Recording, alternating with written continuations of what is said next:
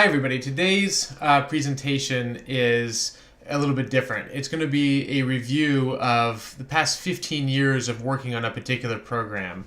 I've been working in Rwanda since 2003 on engineering projects, public health projects, and I'm going to share with you the evolution of that work and my own education and the education of our team as a way to share not only the role of engineers and how that's been changing over time in global development, but also where we've sort of identified challenges and growth opportunities within our work. And the way that I've structured this slideshow is either clever or super lazy. I mashed together a whole bunch of old slideshows. I've been giving versions of this slideshow for 15 years, and I've mashed them together to kind of show you how the presentation and the way that we've been thinking about this has changed.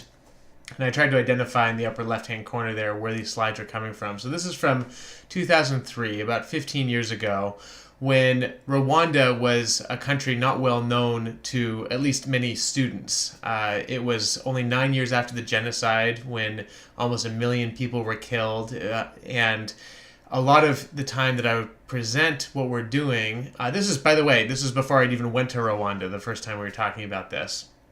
So there's a certain amount of education, both of ourselves and our audience, about where we were working. Rwanda is a small country in East Africa. It's about the size of Maryland. Today it has about 12 million people, 80% of whom are still subsistence farmers. In 1994, it only had about 10 million people, and over the course of about 100 days, over 1 million people were killed. And it actually exceeds the efficiency of the Holocaust and was the most efficient mass killing since the atomic bombs. And this was important context for Rwanda. It still is important context for Rwanda, but it was often the entry point to talking about Rwanda. And I've since moved on from that significantly. We don't like to have that be an introduction to what Rwanda is. We start more with where Rwanda is today. But of course, it's inescapable that the genocide caused massive destruction, and 9 years or 10 years after, when we first started working there, it was still very palpable.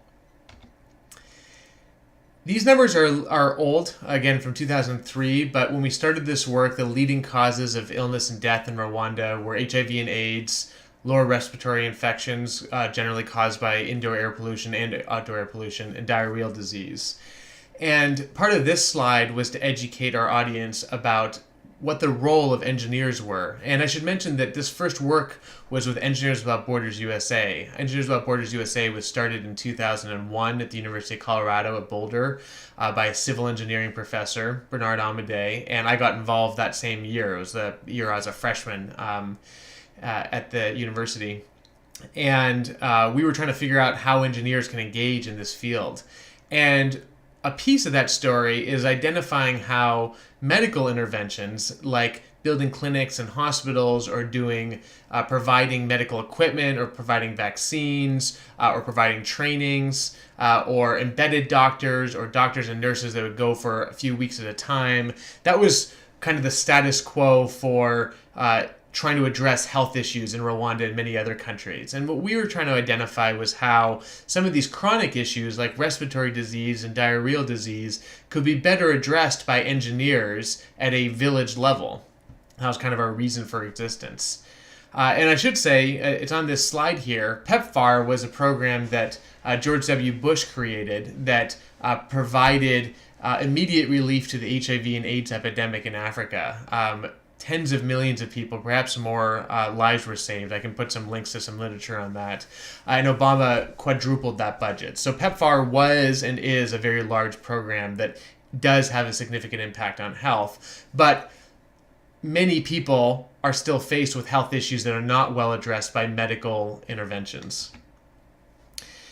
Muramba, this is a map of this first community we started working in called Muramba. It's in the northwest corner of Rwanda, and at the time when we first started working there in 2003 and 2004, it was still suffering some of the aftermath of the genocide. The Interahamwe was the militia that committed many of the atrocities, and they were still living in the Congo. Since that time, the government of Rwanda went in and forcefully repatriated a number of these camps.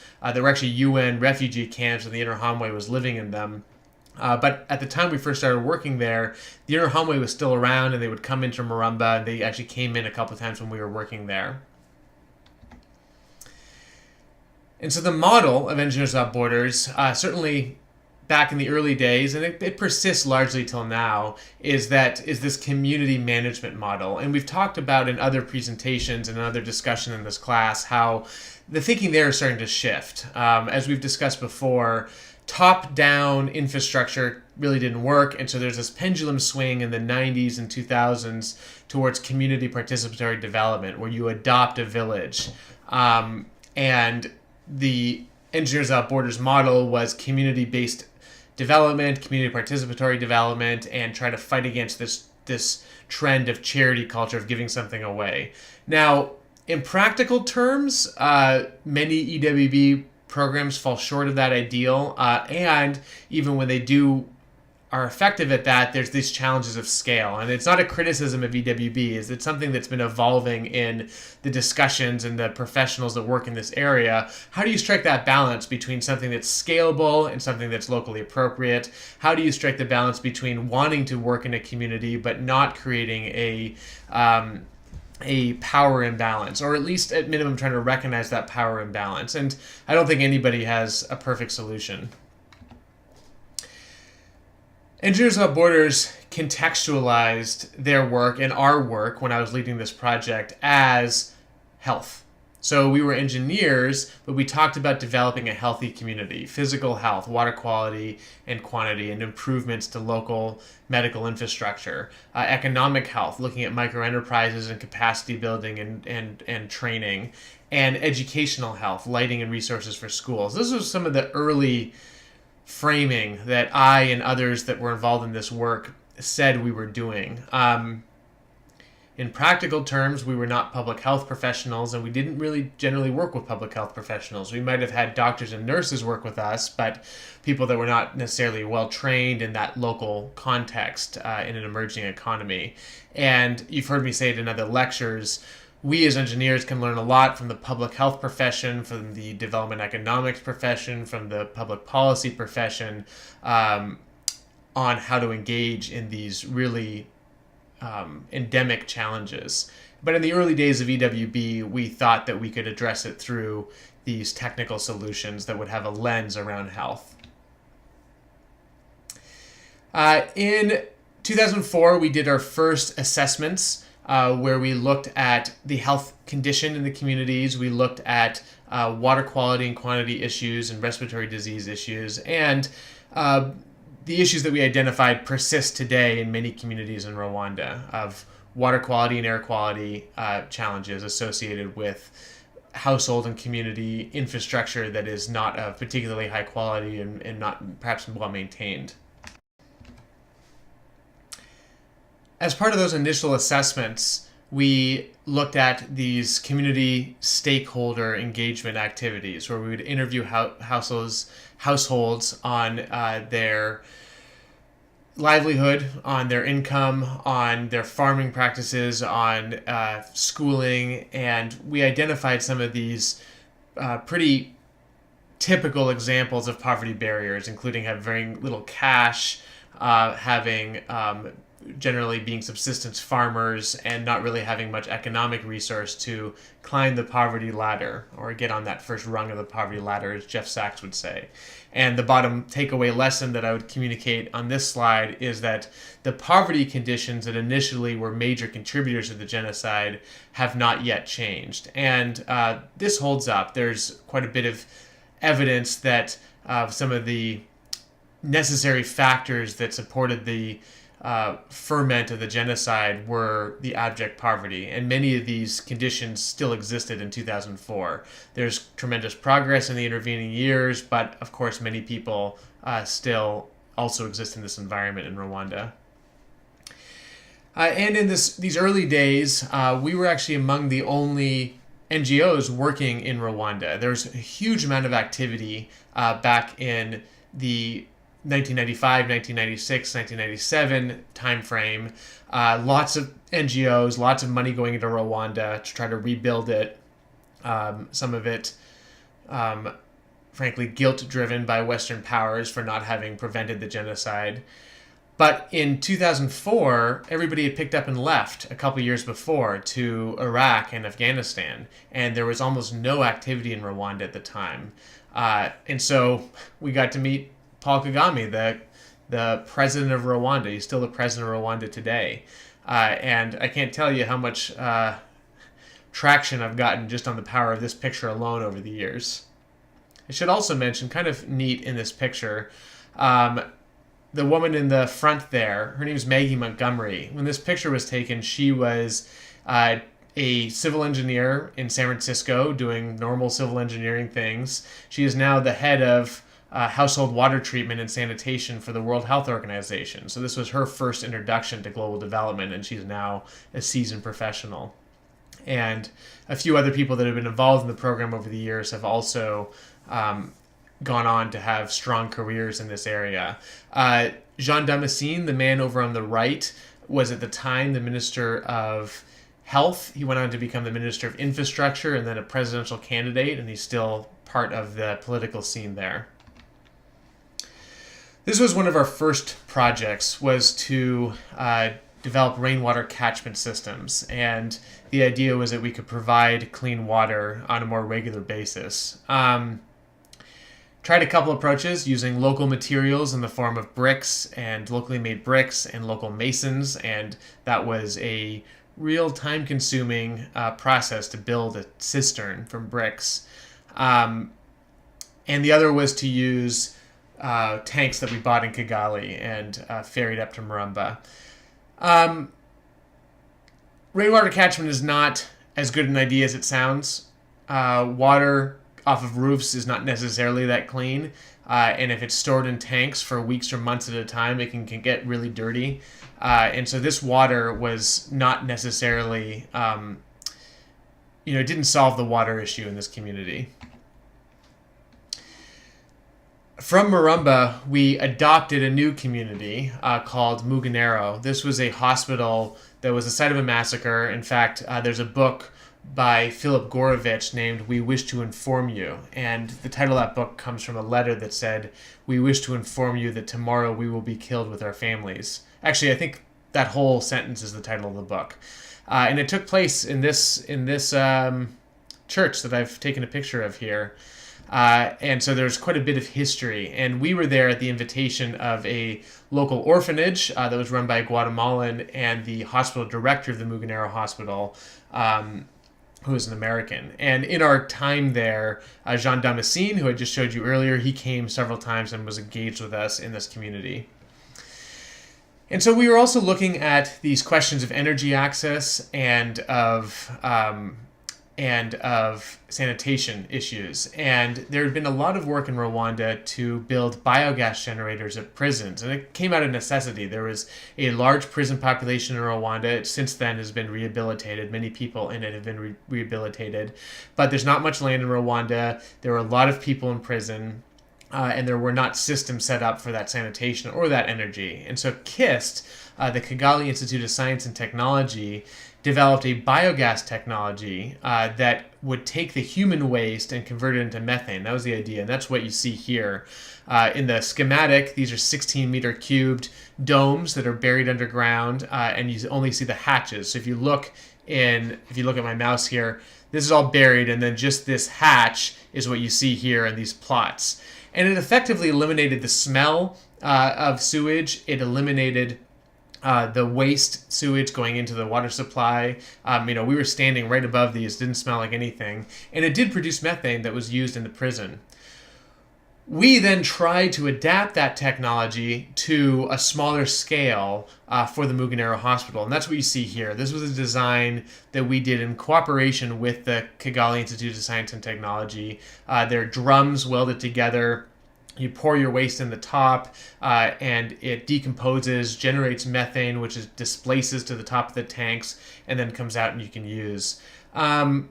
In theory, it promoted hygiene, it promoted reduced contamination, reduced fuel use, generated electricity, or sorry, not electricity, but generated energy for cooking. Didn't really work. This volume is the labor to yield ratio is really high. It's a pretty dirty job to maintain these things. Human waste doesn't really generate that much biogas. Cow waste manure is a much better influent for biogas generation. So this was kind of a bust. And then this was our first work with improved cookstoves back in 2006, where we looked at how we could make locally produced stoves to reduce this open campfire behavior, they're called three-stone fires, which persist as a critical health issue in Rwanda. So we set up a pumice stone production facility. We actually produced pumice stones and set up a whole facility to do that, and then made cookstoves in this orphanage and at these hospitals. We even did a restaurant in Kigali to demonstrate the efficiency improvements. And it worked. It was more efficient. But the labor burden of producing that pumice and building those stoves was really, really high, not particularly scalable. And then we migrated into solar lighting. Hot topic for a while. I think what we've discussed in other lessons and other lectures, how the off-grid solar lighting world has really migrated in the past 5 years alone, 5 or 10 years, from being charity-driven, like Engineers Without Borders, to being economic-driven or business-driven. There's many companies now that are selling pay-as-you-go solar systems, solar lanterns, community or household-scale systems, and they are profitable. At the time, this was driven by, generally, you bring in charity money and you install a system and you hopefully have people maintain it. We put in a decent-sized system at the Mugonero hospital that provided emergency lighting for the hospital, and it worked for a few years, probably 3 or 4 years. It was well maintained, but after time, I have a feeling these panels are still sitting there, but I don't think that system is delivering any power. And then we started getting into the heart of the work that we've done for the past few years now, which is looking at water quality. There is a high degree of contamination in drinking water in Rwanda that persists. We just had an article out last year where we did a national survey, and the vast majority of water sources are contaminated with unsafe levels of microbial contamination. And we did a whole bunch of water quality testing to demonstrate this. That's Kate Beggs in the right-hand side there, also a student at the time, now a full-time professional with USAID.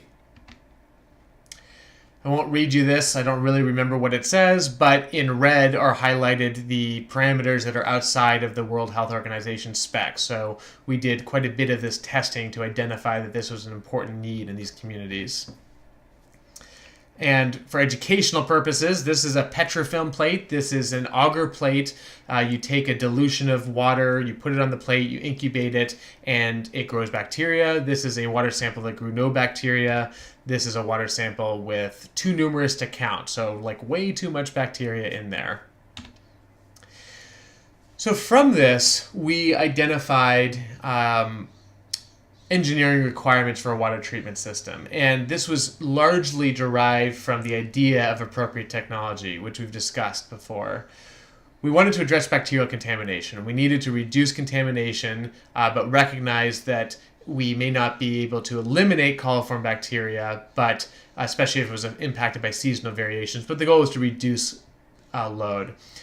We wanted to reduce the time it took, or at least minimize the amount of time it took to treat water. We said 5 minutes because we know that the labor burden of engaging in a water treatment practice can be a barrier, still is, so that holds true.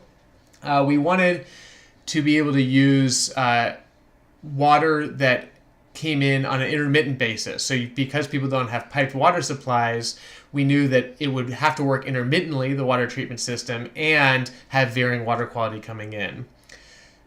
Cost is an issue. We want to try and minimize cost, use locally available materials when possible, treat a large volume of water, we targeted 500 people, locally maintained, hopefully locally reproducible, or at least regionally reproducible, and operate without our intervention. So you see that none of these are bad requirements, but they're definitely coming from the page of appropriate technology, that mantra. And we looked at a trade study of the different technologies that were available. Boiling, probably didn't want to promote boiling, but it was common.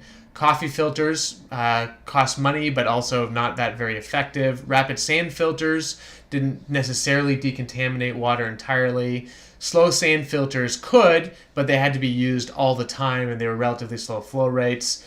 Solar cookers, solar disinfection, filtrons, you've heard some of this from us before.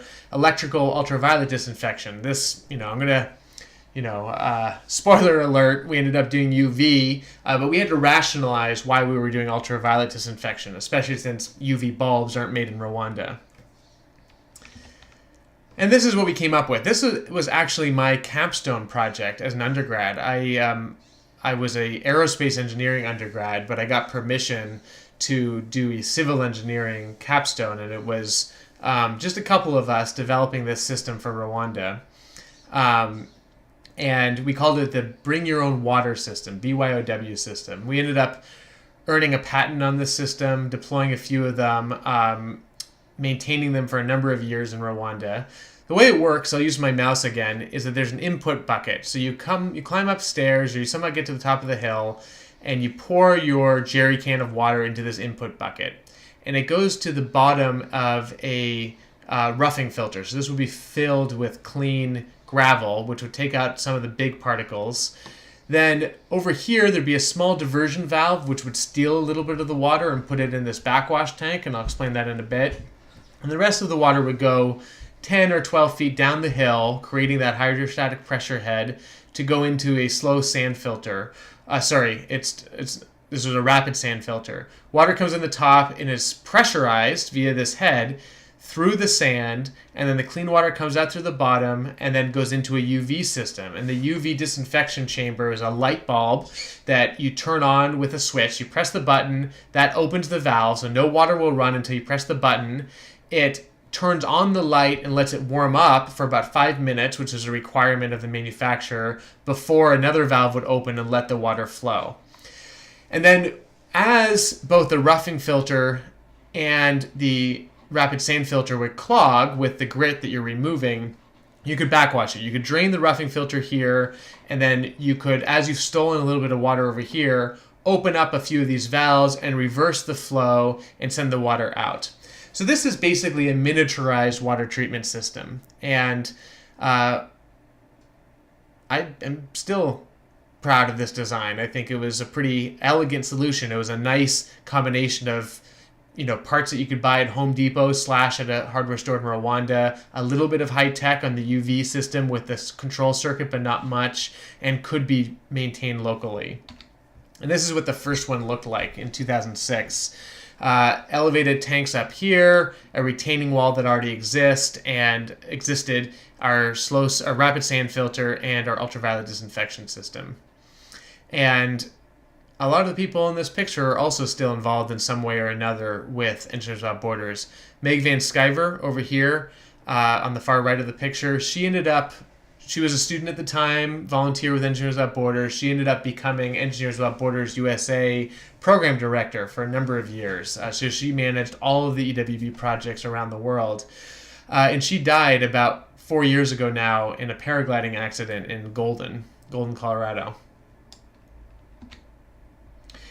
Did a lot of validation of the system to demonstrate that it was effective at treating water. So these are reductions from the influent water quality after the roughing filter, after the sand filter, and then after the UV disinfection system. So the turbidity that we recorded, and then the bacterial performance, where in almost all cases we were able to dramatically reduce the bacterial load.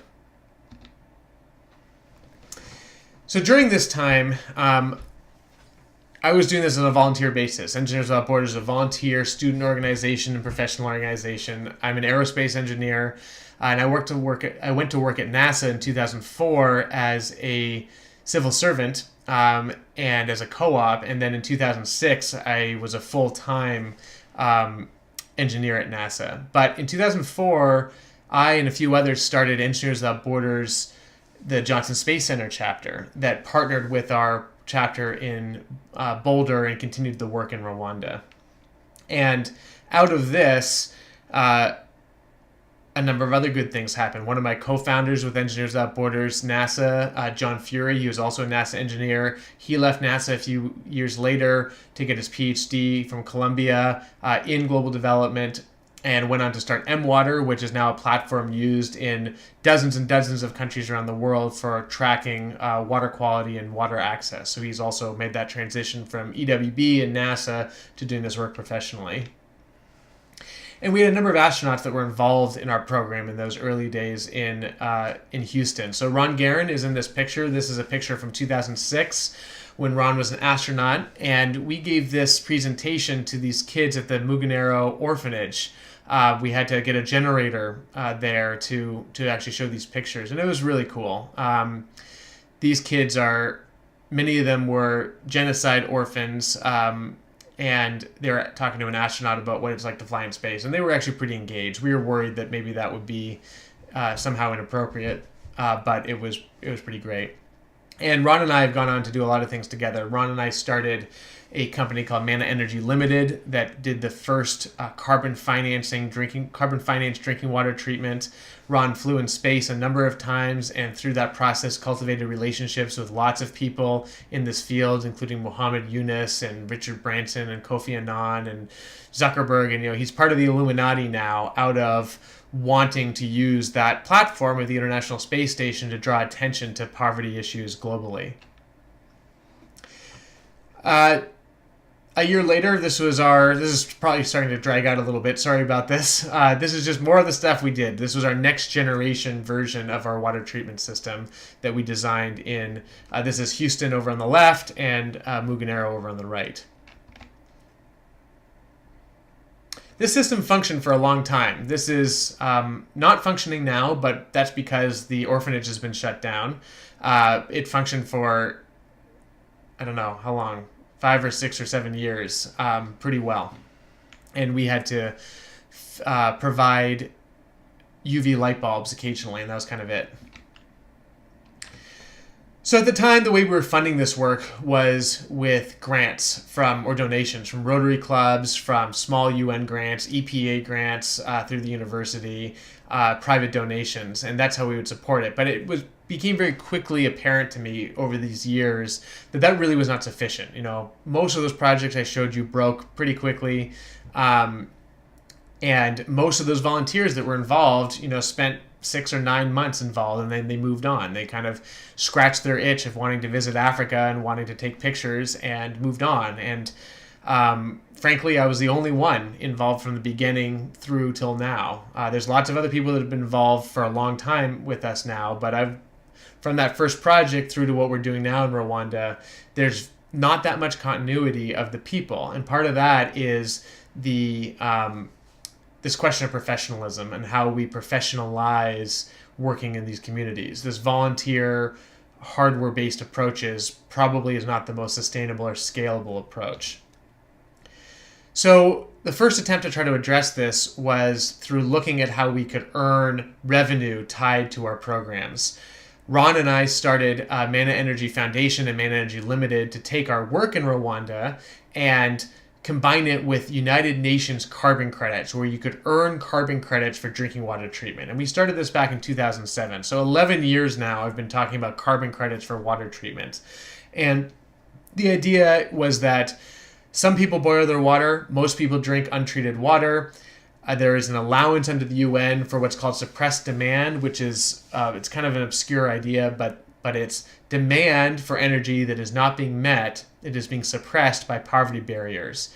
And when we put in a water treatment system, we reduce that demand for energy. It's a little bit obscure. I've written several papers on this topic that I'll point us to.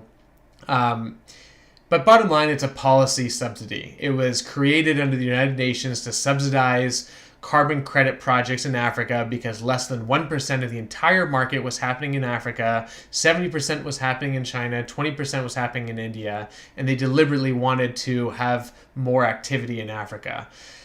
It's been confused and misrepresented both by advocates and detractors over the intervening years. I still am dealing, on a regular basis with the fallout of advocating for this idea. It has been dramatically oversimplified to the idea that you're earning carbon credits because you're stopping people from boiling water, but nobody's boiling water, so therefore you're lying, or you're letting emitters emit more stuff than they were before. That's not what it is. It is a somewhat obscure policy subsidy to help more development happen in Africa, and we took advantage of it. We were the first to do it. And the idea was when we installed our water treatment systems, which were going to be scaled up versions of our BYOW system, we could earn carbon credits, earn money, sell them, and reinvest them in operation and maintenance of the programs. And when we started this back in 2007, carbon credits were worth $40. They're worth about 50 cents today. So the model does not make sense on its own anymore. The advocacy around it is what I mentioned, that it was a new model for this idea of hydrophilanthropy. I haven't used that term recently, but how you can combine donor money with actual performance, pay for performance. We still talk about that today through different models. And this is what that system looked like. This is a much larger scale version of our technology, much bigger elevated tank, pressurized systems. We would be installed on existing pressurized gravity-fed networks.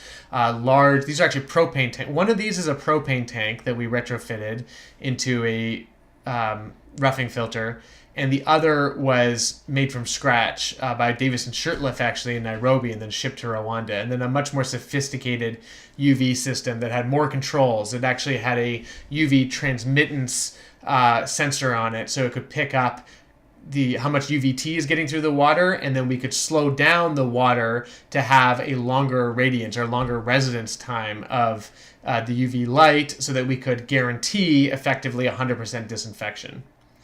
Also, still, that's a good idea, and we did some good engineering there. But on a practical level, these systems were not easily scaled. It was bespoke custom engineering at every site.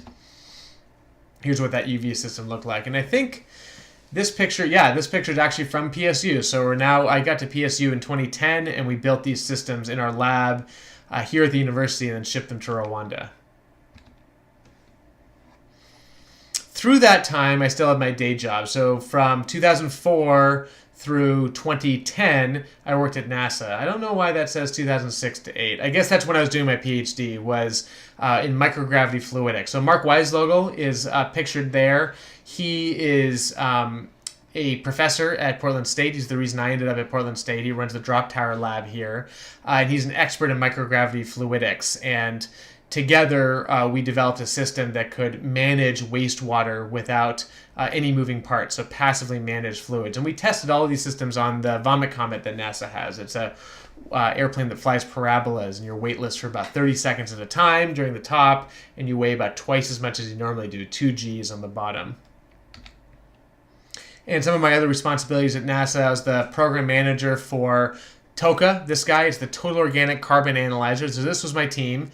And this is a system that would autonomously take some of the recycled water from the water recycling assembly on the International Space Station and process it and estimate total organic carbon. And as long as you were less than 1 ppm, the water was safe to drink. And so this actual unit that we're all standing next to was getting packaged up to send up to the space station. So this guy here is actually this guy right here over on the left on the International Space Station, right next to the Colbert, which is the treadmill. So in 2011, we were trying to pitch and scale Manna Energy Limited, this business model of doing these water treatment systems and earning carbon credits for them. And I was still working at NASA. I was working on TOCA. I was doing the microgravity fluidics work. And we had an opportunity to present at the Launch Initiative. This was a consortium between NASA, Nike, and USAID to identify innovators and innovations in global development. And the first topic, their inaugural topic, was water. And we, as Manna, we applied to present. But because it was co-sponsored by NASA and it at least peripherally had something to do with my day job, water treatment, I wasn't allowed to go. So Ron ended up going on our behalf to the Kennedy Space Center, hiding the fact that he was an astronaut, representing Manna, presenting this work. And on the panel was the CEO of this company, Vestergaard Fransen. Mikkel Vestergaard Fransen was on the panel. They make this technology, the LifeStraw family, which is a household water treatment system.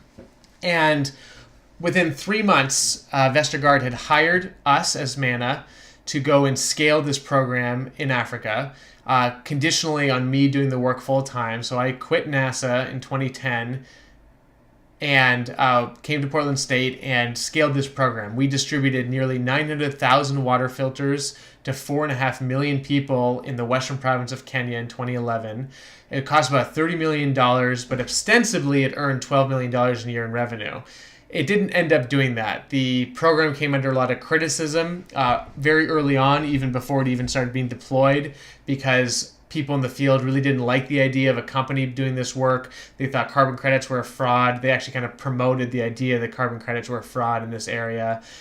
Vestergaard Fransen didn't do anybody any favors by oversimplifying things and calling the program Carbon for Water. It perpetuated the misunderstanding about the business model. And there's a lot of criticism over the actual technology, the LifeStraw. Nobody really denied that it treated water, but a lot of professionals found that it was not very user-friendly. So this program, on one level, is successful. 4.5 million people had a water filter. On another level, it created a lot of controversy. There were thousands of community health workers going door to door during this program while we were deploying it over a 6-week period, and we set up 32 maintenance facilities. Now, I was involved in this program, closely involved, but Vestergaard Fransen led it. Alison Hill is the managing director of LifeStraw now, and she and I were tied at the hip for the duration of this program. And in these early days, now I guess not that long ago now, but 2011, we were among the first doing mobile data collection. So these were cheap smartphones where we could collect identifying information and installation information and map the program as it was going on.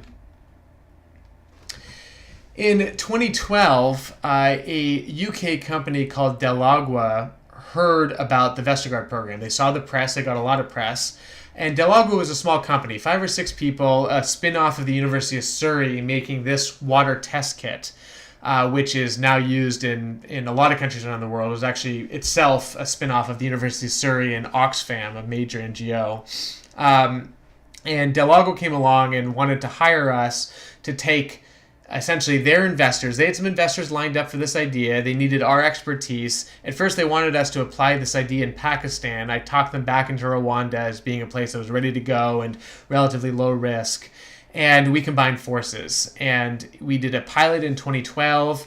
And in 2013, Delagua purchased Manna Energy Limited. So we sold the business operations of Manna Energy Limited to Delagua. I went from being the executive vice president of Manna Energy to being the chief operating officer of Delagua. And it takes us to where we are now. We distributed a program in Rwanda in 2014 where we distributed 100,000 LifeStraw Family 2.0s, a new version of the LifeStraw, to 500,000 people in the western province of Rwanda. That's what you see in blue. You see in yellow the control groups for the RCT, and in green the further million people in Rwanda that received a Cookstove. So about 1.7 million people with Cookstoves, 500,000 people with water filters. Delagua put about $25 million into this program. We registered under the United Nations, and it currently does earn carbon credits. Now, the program has been very successful at implementation, of using private finance, of earning carbon credits under the UN, and of demonstrating health outcomes. In fact, in 2018, we'll have papers coming out about the health outcomes of this program. However, the fundamental business premise that we started working on more than 10 years ago is not working out that well. Carbon credits were already pretty low value in 2016 and 2017 and 2015.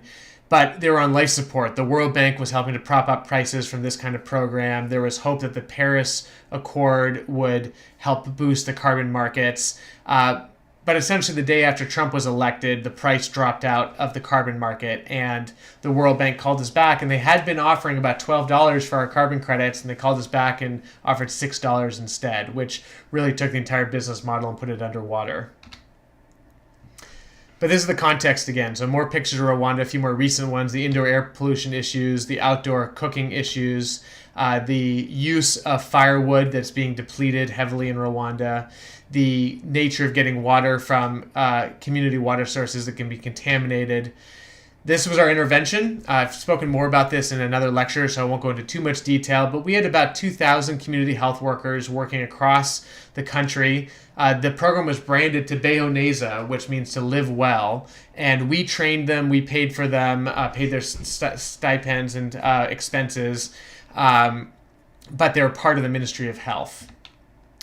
And we did all sorts of stuff. I'll talk about this in a different lecture, but we did skits and songs, and we had radio spots, and we had village leaders involved. This was a real, very comprehensive program to provide these two technologies, the EcoZoom Dura Cookstove on the right and the LifeStraw Family 2.0 in the front. And the beneficiaries were the poorest quarter of households in Rwanda. It's called Rwanda has a program called the UBDEHE system, which is rankings of, at the time, 1 to 6. It's now 1 to 4. And the poorest 1 or 1 and 2 are the poorest people in Rwanda. And it's identified on a per community basis. So those are the targets of the intervention.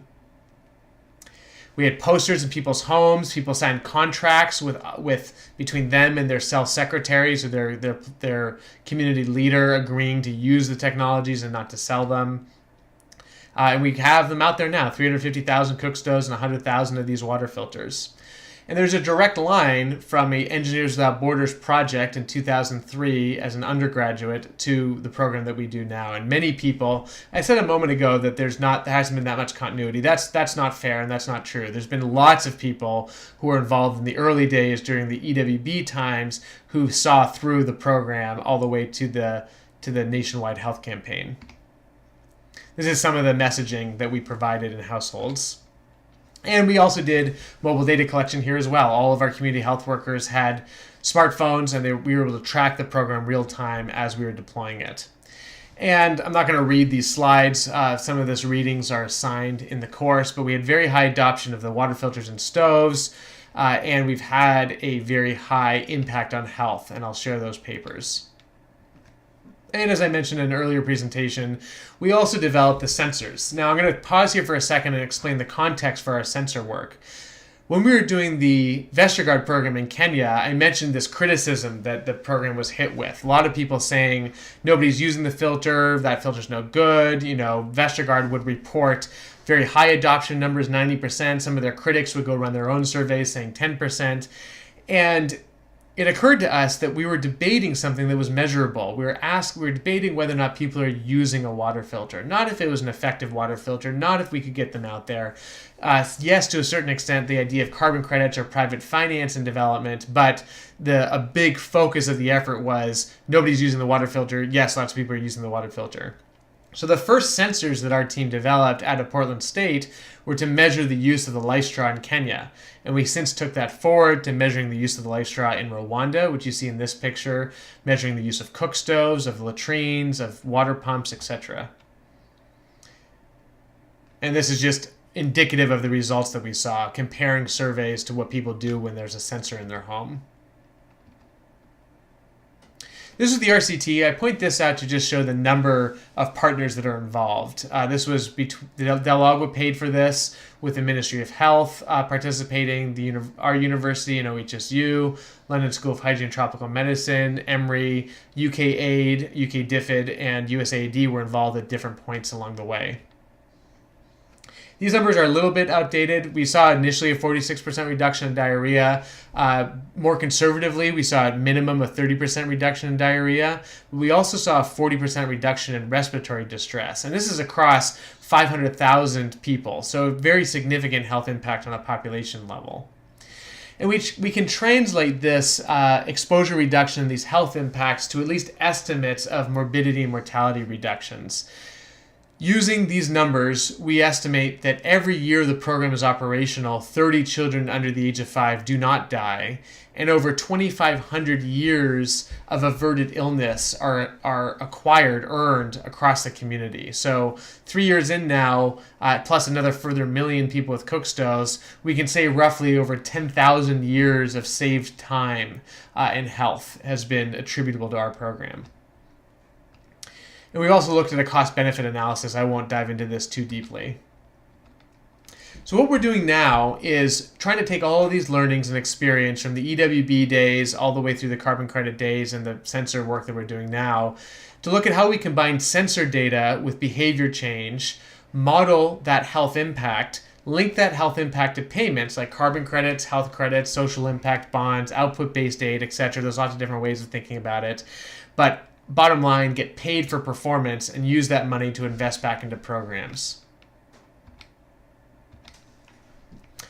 We've done this work with sensors on hand pumps. I know I've presented this in other areas, but kind of indicative of this idea of prioritizing maintenance activities, and we've been able to demonstrate the impact on maintenance by reducing maintenance interval from 200 days to 20 days. Chantal Iribigizi, she's back here. She worked for Living Water International. She was the program manager for that study that you've read in this course, and she's currently finishing up her master's degree in civil engineering here at Portland State. Okay, so that concludes today's presentation. This was just to give you guys an overview of what we've done in our field, going from amateur hour as undergrads through at least hopefully knowing what we don't know in this field, which remains complex and difficult. And we're learning every day, and we're evolving what we're doing every day. But we also there's a fine line between identifying these weaknesses and challenges and gaps and being paralyzed by them. And so we still try to bias ourselves on moving forward all the time. Thanks.